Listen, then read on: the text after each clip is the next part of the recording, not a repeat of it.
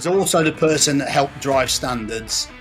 He was also the person that you could go to and say, can you sort that out? And he would sort it out.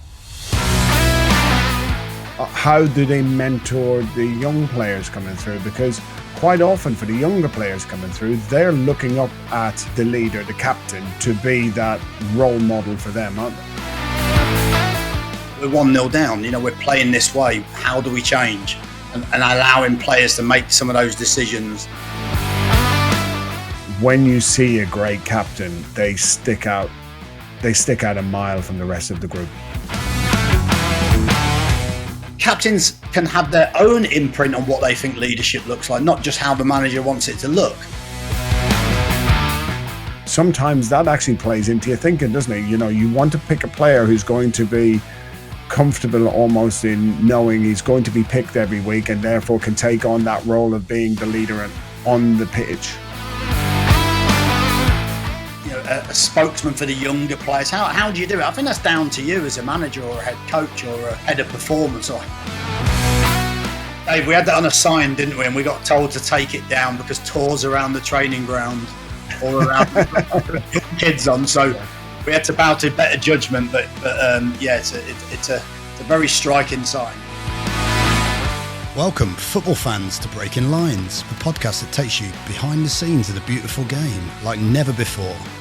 I'm Gary Rowett, former player and manager, joined by the insightful Dave Carolan, a man with his finger on the pulse of football's beating heart. Together, Dave and I bring you unrivaled insight, context, and a few stories from the trenches. This is Breaking Lines, where the game is more than just a match. Whether they lead with a roar or quietly go about their business on the pitch, captains play a vital role in sport, don't they? And in terms of working with you as a head coach, Gary, how important is choosing the right type of leader to help you do your job? Yeah, I think it's interesting, Dave, isn't it? But you hear so much debate nowadays on, is the captain's role dying out? Are those type of players around anymore? And of course, I don't think any of that is necessarily true. I think people just evolve. Players evolve. The type of player that you work with evolves. That the type of manager, you can argue that the type of manager that would have had a captain that was a shouter and an organizer and the manager on the pitch, how many managers are left like that? So I think everything moves along and everything sort of mimics the way that football and society goes. So I think it's still vastly important. I think it's changed in my mind in terms of what you want as a manager.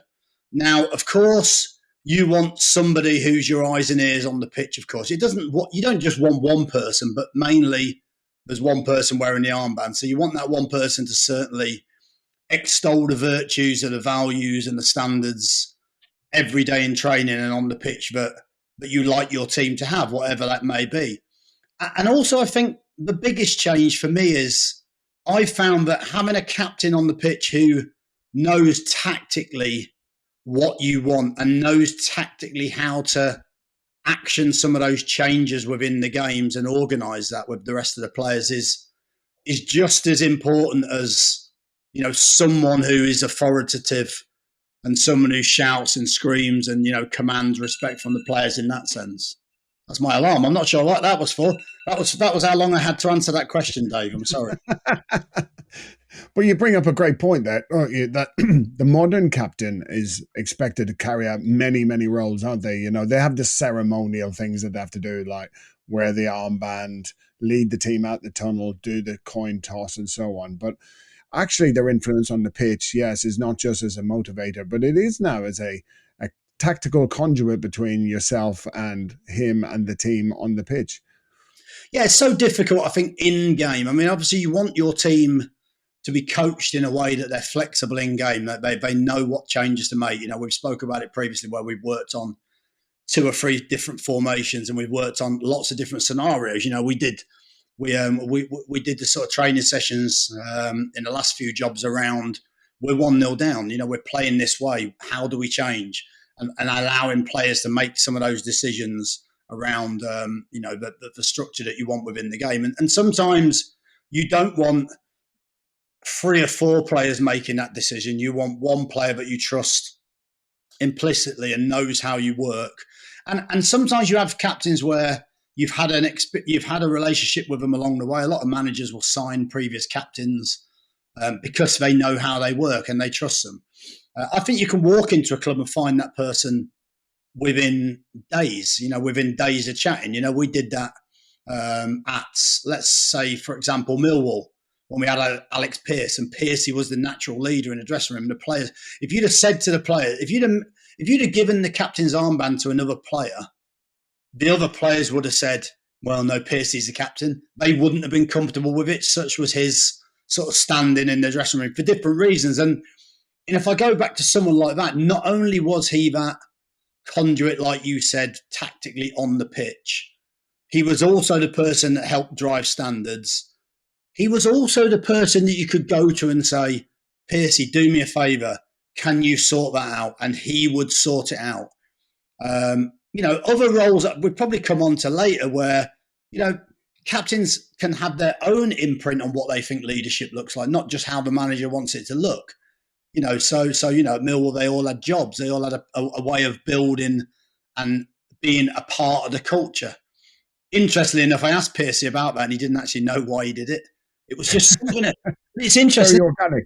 But it was just something that he sort of organic and he stumbled across that, okay, I'll tell the story. So we walked in, didn't we? And every player had a role, whether it was getting the staff shower gel for away games, whether it was making sure someone was on the bus on time.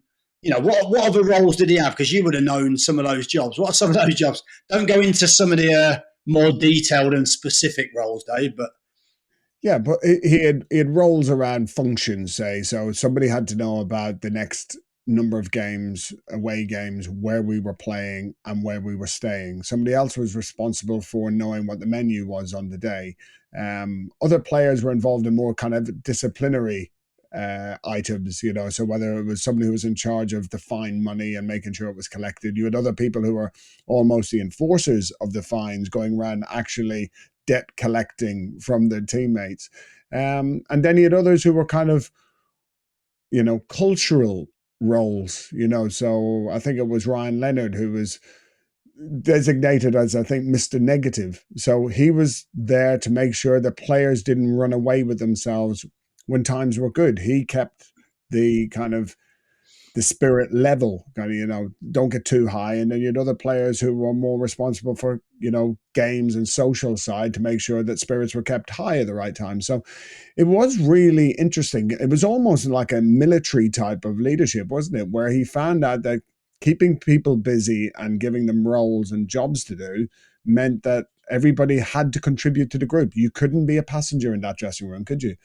No, and also I think if you look at psychology of a team and being part of a team, that the more valued and the more of a role that you have to play and build in that culture yourself as a player, as an individual, the more likely you are to persist when things are not going well. The more likely you are to push that culture and help shape that culture in difficult times. So I think it was brilliant, and so that's just a good example of how a captain can offer so much more than just on the pitch, of how captaincy has probably evolved over the years from being someone who just automatically stood out on the pitch often the captain would be the one at the end of the game.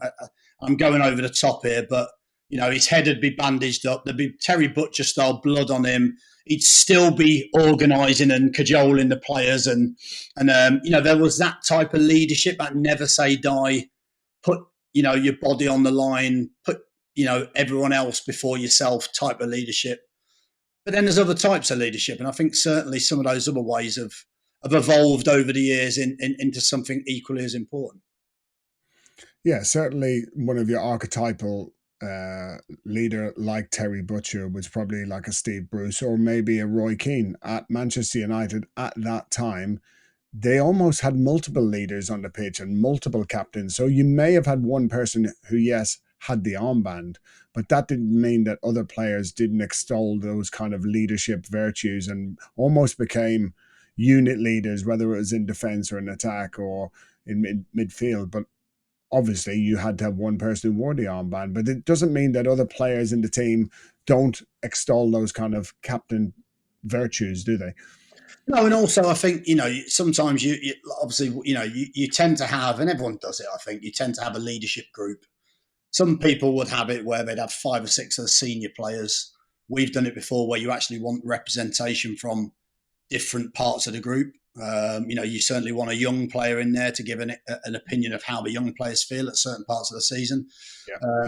We've had young players who you look at them and certainly as a manager, I felt that player's got leadership qualities and you try and help them, you help nurture those qualities and you help bring those out.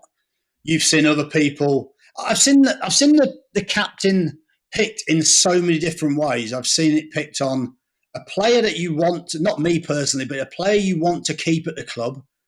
I've had players that we've tried to keep at the club and someone within the club, let's say the director of football or the chief exec said, "Oh, would you consider giving him the captaincy role so that he, it helps him want to stay?" Or you've signed a player. I've heard clubs sign players, give them the captain's armband to sort of, to sell that role because they've been desperate. And actually, sometimes that person hasn't been the right person for the role. So I think it really should be based on, in certain ways, the players probably should have a big say in who is their leader. Within the dressing room, I think that's important. And of course, the manager has to have somebody he feels is the right person also, for the reasons that we've spoke about.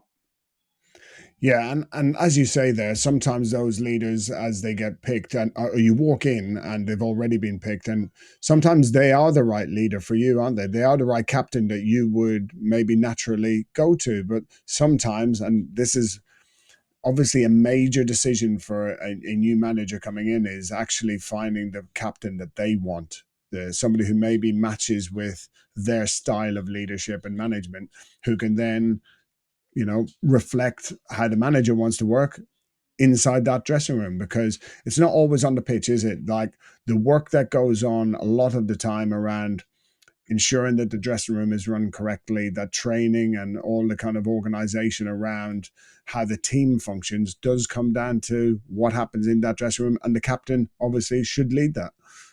Yeah, and it's an interesting dynamic, isn't it? Dressing rooms are different up and down the country. I think that's important, isn't it? There's be 92 dressing rooms in professional football in this country, and every one of them will be slightly different.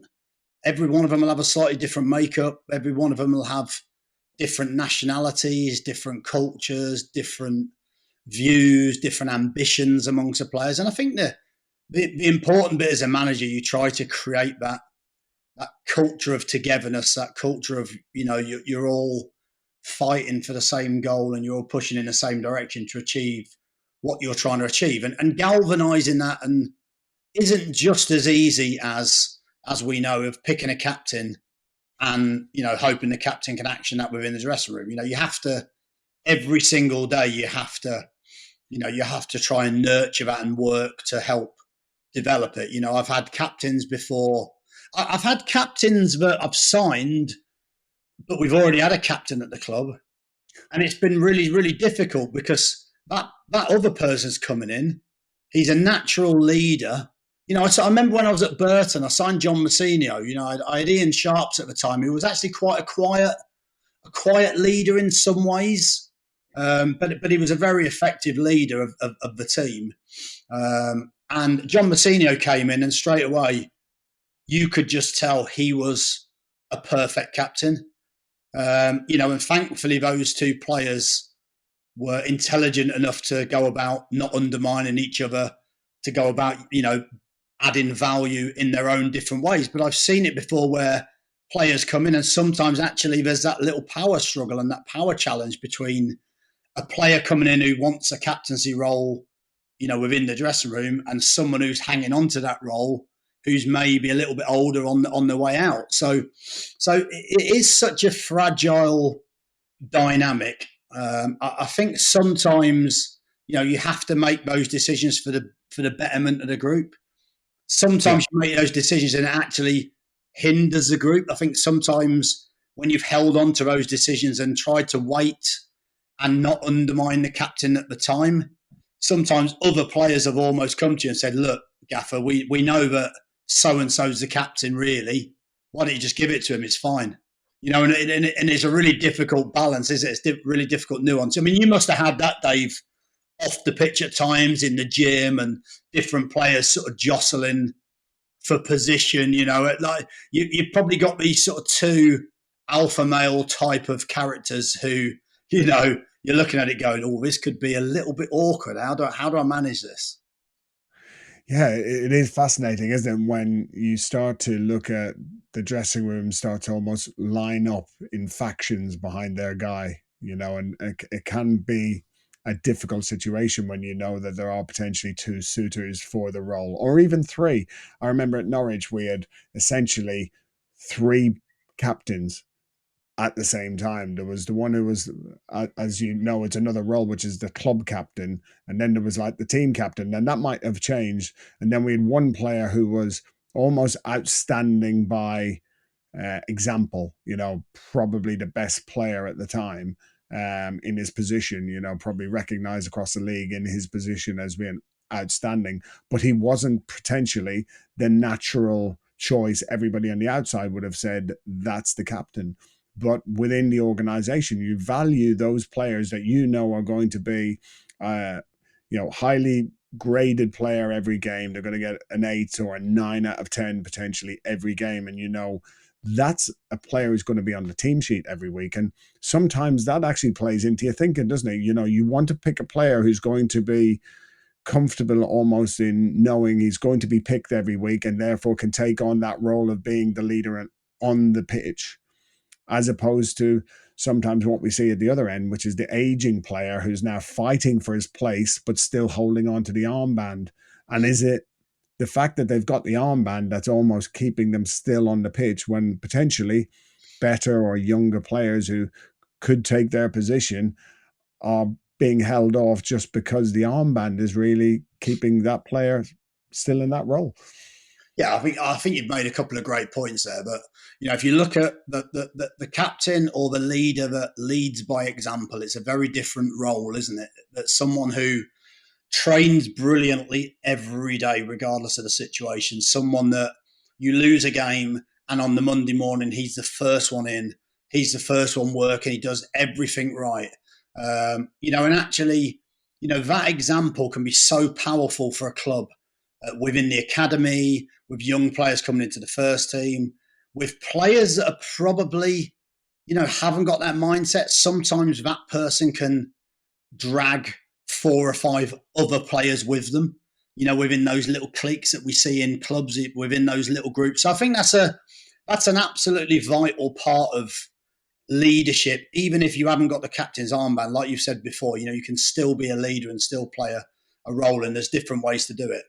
I think it's always difficult. What do you value on the pitch? You know, when we look at good teams have a balance, don't they?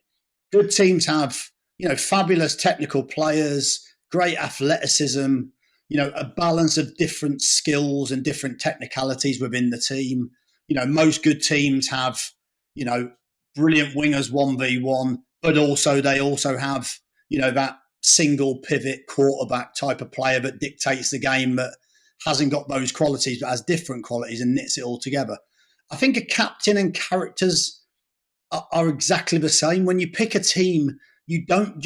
This is why I think it's really interesting. We spoke about data recently, but you know, data doesn't necessarily measure mental resilience on a pitch. It doesn't necessarily measure decision making. It doesn't necessarily measure motivation and the way that other players can motivate their team in bad moments of games. And so those factors are equally as important and equally as vital to the lifeblood of a good team. So I think when you pick a team, you have that in mind. You know, you have it in mind that there's going to be parts of the game where you might need that type of role in your team. I think the challenge becomes, and we've all seen it, where that player just starts to diminish his performance, and you have to make that decision. You know, I want the leadership in there, but at the moment they don't warrant their place on the team, or they don't You can't see the team move. Sometimes you get it at the end of the season, don't you? We think, you know what, to move forward as a team, we just need to go maybe a little bit younger and a slightly different profile. And occasionally that's backfired. Occasionally that's worked. I've always tried to keep those people around. I think those people are vital for a club. They're vital for a culture. I've had conversations with owners where they haven't understood why you want to keep a player maybe that is earning still £2,000, £3,000, £4,000 a week, but his role essentially is, helping create the culture and not on the pitch. They would just see that as a waste of value. Whereas as a manager, you see it as incredible value just because you know what they bring off the pitch. So yeah, it's a really difficult balance, I think. So let's go back to a point you made earlier about leadership groups, because that's something that's probably become a little bit more common nowadays, isn't it? Where you actually have gone away from the manager and the captain and they just talk alone, where a lot of decisions now involve the leadership group from the dressing room. And it's certainly something that we've seen in like the AFL or the NFL, where there are almost multiple captains. And then they will come and sit with you as the head coach, manager, and sit in a room, and whatever the issues that might need to be spoken about are spoken about among a group of people. How's that started to influence how you as a head coach and manager would then work with that leadership group? Does that mean we move away from more of a kind of group-based captaincy, and then there's just somebody who does the ceremonial things? Or does that mean you still need to have one guy who's going to be, the alpha, as you called it before? I think you still need that one guy because there's only one person with the armband. And of course, you want to help create more people that can add value on the pitch in that same way. I think it all comes down to, if you look, if you look in any business, football's no different, sport's no different. And often sport plagiarizes, if you like, learns from the way that business works and the way that team dynamic works. And I think if you look back sort of a number of years, I remember reading a lot on, team dynamics, and it was all about giving the players, there was a spell where it was going away from that autocratic style of management and coaching and giving a lot more autonomy to players, a lot more of the role to the team to help shape the culture and some of the decisions going forward. Of course, as a head coach, you still have to manage that and make sure that's guided along in the way that you think is the right thing. But you have to listen and you have to give them that autonomy. I think the challenge, and I've found the challenge, is when you try to do that sometimes to 25 players. Let's take a review meeting after a game. When you start to put that out to 25 players, in the end, if you're not careful, we've seen it where players then feel like they have to have an opinion just because you're asking them. And that's great, but sometimes you can end up with an hour of conversation and often it will digress away completely from where you need it to be or where the team needs it to be.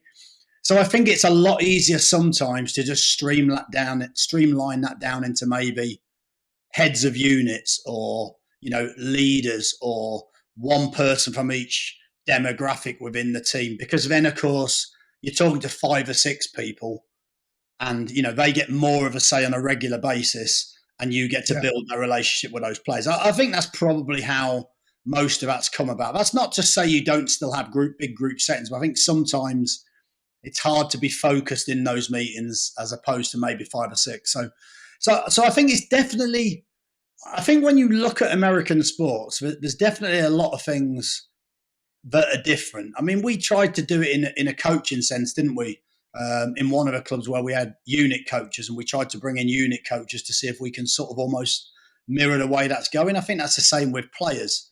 Do you have unit leaders? Do you have a leader of the back four? Do you have a spokesman for the younger players? How do you do it? I think that's down to you as a manager or a head coach or a head of performance or however you see fit. But I think regular time, regular contact has a massive benefit, allowing players to, have their opinion on multiple facets of the culture and the team. Listening to players, I would always say it going into a group, but there's one head coach, there's often 25 players. The players are experts as well. They've been playing football since a very, very young age. You can learn an awful lot off the players. Not all of them. We won't go into names. We're not all of them. Definitely not all of them. Yeah, pictures, not all of them. But therefore, so I think this style of leadership definitely will evolve. You'll get clubs with I hear some clubs, they'll change the leadership role over. I'm not sure about that one personally. I think that then becomes a little bit tokenism, where you're just giving it so it makes someone feel important for one game. But can that person actually fulfill that role? And I think, that there's routes it'll go down. There's routes I don't think necessarily work. But that's for every club and every head coach to make that decision.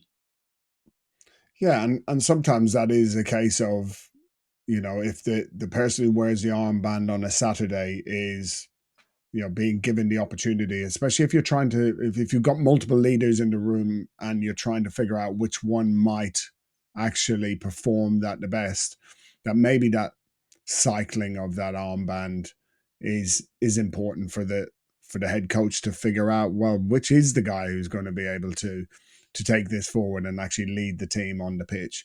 But of course, you're also balancing all those bits around the team and around the kind of Saturday or the match day, where they also have to perform other things like how do they mentor the young players coming through? Because quite often for the younger players coming through, they're looking up at the leader, the captain, to be that role model for them, aren't they? In terms of professionalism, in terms of organization, in terms of being able to communicate and how they address certain situations.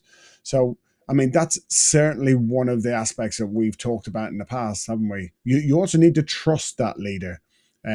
Whether they're the best player or not, they need to be trustworthy for the coaching staff to know that the captain almost has to have your back as well, don't they? Yeah, just as you're talking, it made me think about the young players. And actually, I think that whilst you wouldn't want to rotate the captain in a first team environment, in my opinion, but in a youth environment, I think that would be a really, really good way of doing things. If you think about all the youth teams, if you think about the under 23s even, having a different I suppose certainly at younger ages, having a different captain in each game allows you to see how that player responds. It allows you to see if you can find that unlikely leader or allow it to see whether that young player maybe has some of those qualities or use it as a tool to help bring some of those qualities out. So I think that's important. I think every culture, every successful culture, in my opinion, to a point, has people that understand the culture. If it's successful, understand what a good culture. Let's take somewhere like the All Blacks. Of course, I won't say your sport, Dave, because I'm sure that football has vastly become your sport. But rugby, one of your great passions, of course. And if you look at the All Blacks, that would have been passed down. That culture would have been passed down from senior players to younger players in such a effective way. Of course, it's easier sometimes, I feel, at an international level, because that's what everyone aspires to. People don't do that for the money. They don't necessarily do that for the fame. They do that to wear that black shirt, on that occasion. So I suppose it's an easier culture to build up this mythical shirt and what you've got to do. I suppose most young players coming into that would just do what they're told to do, but nevertheless, it's a really important part those senior players or those players with a shirt have got. And I think that's the same in a football club. It's so important that when those young players come up into the first team, or even, I've read about the Spain national team, when they all go away and camp, the Spanish national team, the seniors will sit with the younger players at dinner. And that may be something England can learn from, but the senior players will go out and watch the younger players train. They are a team. They are a one club, one nation mentality. And what that helps achieve, I'm sort of digressing, but it's the same point. What it helps achieve is this idea of these are the things you need to do. And that has to surely inspire a young player to want to fulfill that idea of what it is to be a player at that club. Yeah, the alignment between the culture of the team and the people in the team. We obviously know of the famous "no dickheads" policy that the All Blacks have spoken about. You know, that people coming. Dave, we had that on a sign, didn't we? And we got told to take it down because tours around the training ground or around kids on. So Yeah. we had to bow to better judgment. But yeah, it's a very striking sign. Sorry. Yeah, but I suppose those kind of sentiments, which is, you know, what you come into, the culture is often generated from the dressing room, and it's developed by those leaders. You spoke about it earlier with Alex Pearson, how he went about it. And obviously the All Blacks are a very famous now version of that. And some of the clubs that feed into the All Blacks have developed that. The Canterbury Crusaders have this unbelievable legacy of captains who have gone on to be All Black captains. It's almost developed further down the line, those leadership skills, the captaincy roles that people take on.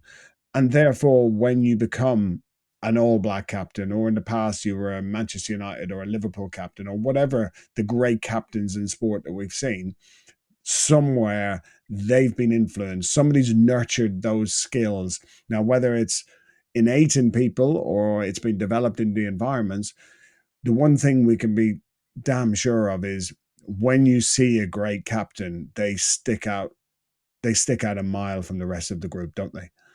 Oh, it's an absolute pleasure to be at a club or in a culture where there's a leader that just does everything. And actually, sometimes you sit back and actually admire that person, and you know, often that player. Sometimes when you get those roles, you know that other people will be looking, thinking, he's the sort of player we want within our culture and within our club. And I think you have to try and treasure those players that, you know, because you get different players, don't you? You get, you know, you'll get the number. I'm not saying you have to be one or the other, but you'll get the number 9 who thinks maybe a bit more selfishly, who every club wants that 20 plus goal scorer every season. But often some of those players are very individual, not all of them, but very individual in their thinking. You'll get, you know, you'll get tricky wingers that are maybe a little bit in and out, but, you know, I'm sort of generalising, of course, you know, here and stereotyping to a certain degree, but, you know, sometimes that free winger will be maybe someone you've got to manage a little bit differently, and, you know, and then certain roles seem to bring up certain types of players, don't they? If you look at a lot of the captains over the years, they've been, you know, probably defenders or midfielders on the whole, haven't they? I would say predominantly, if you look at the roles, because maybe they have to be a little bit more unselfish in the way that they play. Maybe they have to get used to doing a lot of the work that maybe people don't see. So they're perhaps happier to do that sort of work and that sort of role where it's less about them and it's more about the team and the group cohesion. I don't know, but it'd be interesting to do, you know, obviously we haven't got time right now, unless you're really, really quick on the internet, but to do a study of where the majority of captains would come from, you know, as in, you know, as in positionally. And I would imagine it would follow the trend that I've spoke about. But it's when you find one, you know, to build that relationship. I've had some brilliant relationships with captains along the way. You know, people like I said, people like John Mousinho, you know, people like Curtis Davis at Derby, you know, Robbo at Birmingham, Michael Morrison at Birmingham, Piercy, you know, Piercy, Hutchie. So different players that fit that role. And they're all a little bit different. You know, they're all a little bit different in the way they could go about it. And you know, I would say on every single one of those players and those different types of captains, I probably learned a number of things, you know, as a manager. You know, they make you a better manager because they also will challenge how you think and how you work. But hopefully not too much, but a little bit, you know. Well, one of the things that you mentioned there, like obviously if you look at all of those captains, I think one thing that stands out, we worked with them for many years, is when the chips were down, when you were in a tough situation or pressure was building or there was a flex point where you needed you needed something to come through. Those guys were really good at handling pressure. They were really good at dealing with sometimes the negative moments. And a lot of people are really good captains when everything's positive, isn't it? Because it's plain sailing. There's no ripples on the water, going back to a water theme. But these guys were all fantastic when it came to tough decisions. When they had to handle pressure, they were able to step forward and take it on their shoulders and keep the team moving forward. And that's such a help when we're trying to, do a gym session and some of the lads' heads have gone, but we need the group to get in there and do the work. The work doesn't stop. We might be in a bad moment, but we need to keep doing the work, because when the good times come back, or certainly the work we're doing will bring the good times back. And that's where we need those guys to be able to, get the troops out of the trenches and moving forward. Yeah, firstly, I'm trying to work out why they would have had a head loss in the gym session, Dave. Was it that bad, or what was going on there? Was it just you're pushing them to higher levels as usual? That's it. Some of them don't want to go there, do they? Taking people to places where they're not comfortable. We know in those situations when it gets a bit negative, nobody wants to be there, do they? It's kind of get into the training ground, train and get home again. And people stop doing all the good things that we should be doing, or at least some of them try and do that. What's the point in doing this? And that's where your captain can get hold of the group and say, we don't stop doing what's right just because results aren't going our way. We keep doing what's right. Yeah, and it goes back to, what sort of qualities do you want from a captain? I think we spoke about this before in terms of staff members, certainly department leaders, but sometimes you can't be popular. You can't always be popular, rather. Or popularity is a side effect of doing the right things, isn't it? Do you know what I mean? Is a respect. It's not popular just because you're really funny, like obviously, the likes of us two are. Do you know what I mean? There's many different attributes you need. But I think that if you look at lead, when do you find out most about people? Certainly in football, in our experience, if you're not going for a good patch, that is when the true characters stand up. And sometimes they come from the most unlikely of places as well. It's not just your captain. And that's when you learn a lot about people. We've seen a lot of players when it's not going well, all hunkering down in their little groups. And, it's like anything, isn't it? Players do it, staff do it. We all do it, where everyone whinges about things that are not really important when you're not winning, But what you do need sometimes is you need those players who are going to try and stamp their authority down on the rest of the group as well. And actually, that can be so much more powerful coming from a player than it does coming from a manager or a head coach at times, or a member of the coaching staff, because there's only so many times you can, shout at players, stop the session, demand better standards, question whether the players want to do that for themselves, because again, it has to come from them.